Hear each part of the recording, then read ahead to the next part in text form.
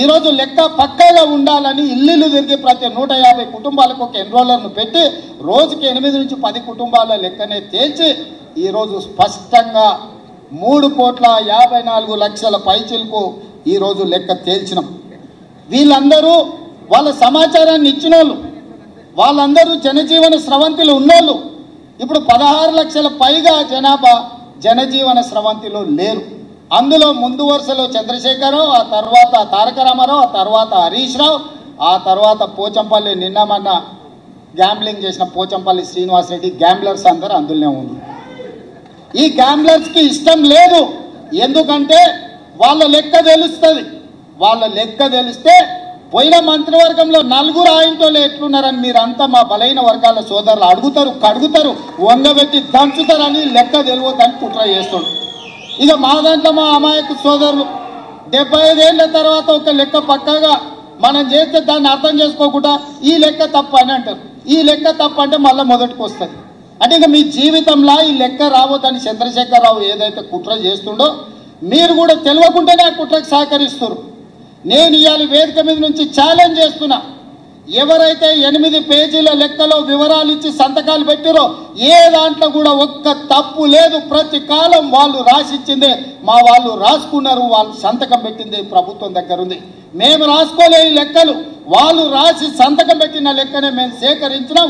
3,54,00,000 పైచిలకు ఏదైతే లెక్క ఉందో వాళ్ళు ఇచ్చిన సమాచారం 96.9% లెక్కలు ఇచ్చారు. 3.1% లెక్కలు ఇవ్వలేదు. లెక్కలు ఇవ్వలను కొంతమంది విధిలేకి ఇవ్వకపోవచ్చు, కొంతమంది ఆ సమయానికి లేకి ఇవ్వకపోవచ్చు. కానీ చంద్రశేఖరరావు లాంటి వాళ్ళు తెలిసి బలిసి కావాలని ఈ లెక్కలకు రాలేదు. వస్తే సంచి బియ్యం వండితే వాళ్ళు తినంగా మిగులుతుంది, మొత్తం వాళ్ళ జాతి తిన్నా కూడా మిగతా వాళ్ళకి మిగులుతుంది, లెక్క తెలుస్తుంది. పోయిన మంత్రివర్గంలో చంద్రశేఖరరావు, దయాకర్ రావు, హరీష్ రావు, తారక రామారావు, వినోద్ రావు, ఆ రావు, ఈ రావు ఇన్ని పదవులు ఎట్లా అనుభవించిందని బీసీలు లెక్కలు అడుగుతారని, ఆ లెక్క తేల్తుందని ఈ లెక్కను తేల్చకుండా గందరగోళంలో చేసి గంగల కలపాలని కుట్ర చేస్తుడు. ఇందులో ఏమీ లేదు. చంద్రశేఖరరావు మాయ మర్మమే ఉంది.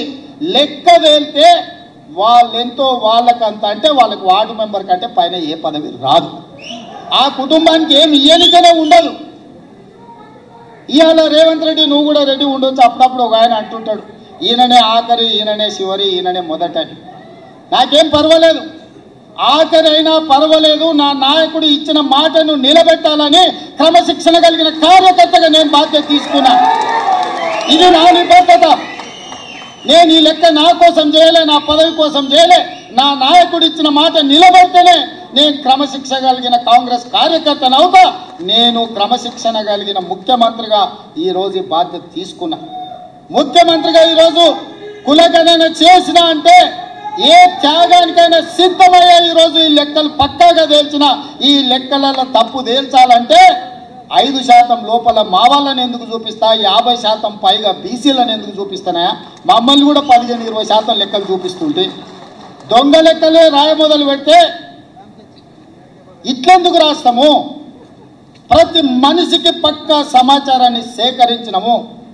నాయకుడు ఇచ్చిన మాటని నిలబెట్టడమే మా ధర్మం అనుకున్నాము. అందుకే పార్టీ విధానాలను, సిద్ధాంతాలను, నాయకుడి ఆదేశాలను పాటించిన కాబట్టే ఈరోజు ఇక్కడికి రాగలిగిన.